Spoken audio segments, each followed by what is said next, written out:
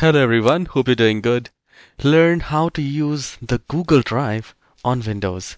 Whether you're using Windows 10 or Windows 11, we will be learning how to use Google Drive effectively.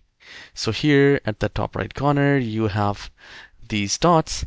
We need to click on that in Google Apps, and then we will go to Drive. And once you click on the drive, if you have uploaded any of the data to the drive, you will see right here, and you will have option called Home, My Drive, Computers. If you have any synced folder with the computer, you can see that. The moment you click on My Drive, it will show you everything, whatever you have uploaded or created in the drive. So at the very top corner, we have at the left hand side, we have this plus sign, the new. We will click on that and we can create a new folder in the drive.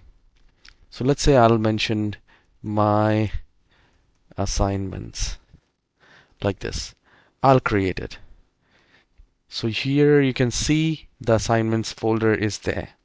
Now let's say if I want to upload anything in that, again I will click on new and I'll click on file upload, and you can choose the document. Let's say if I want to upload this video, I'll just click on upload and it will start uploading in the computer itself in the same folder.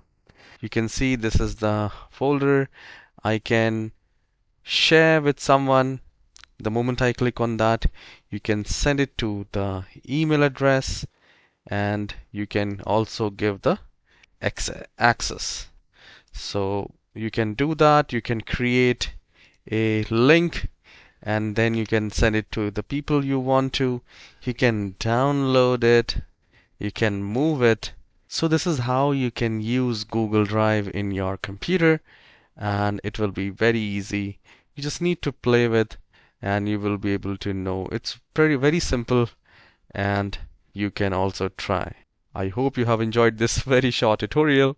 Please hit the like and subscribe. I'll see you in the next video. Have a wonderful day.